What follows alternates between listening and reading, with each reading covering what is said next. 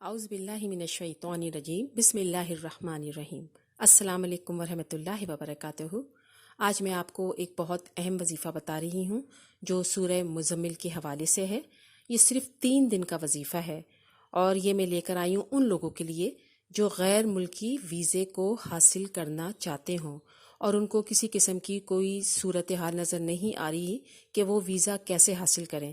اگر وہ 3 دن کا یہ سورہ مزمل کا وظیفہ کر لیتے ہیں تو انشاءاللہ تعالی بہت جلد ویزا ان کے ہاتھ میں ہوگا۔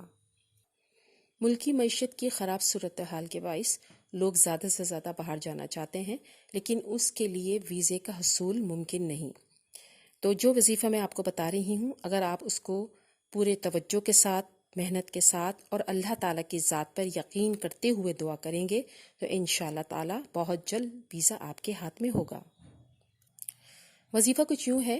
سورہ مزمل جو قرآن پاک کے 29ویں پارے میں ہے، اس کو آپ نے 3 دن اس طریقے سے پڑھنا ہے کہ کسی خاص کمرے میں بیٹھ جائیں جہاں آپ کو کوئی تنگ نہ کرے۔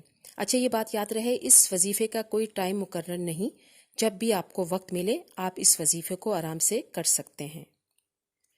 سورہ مزمل کو آپ نے 41 مرتبہ پڑھنا ہے، اول تا آخر 3 مرتبہ درود ابراہیمی کے ساتھ، یعنی کہ 3 دن مسلسل روزانہ 41 مرتبہ سورہ مزمل پڑھنی ہے۔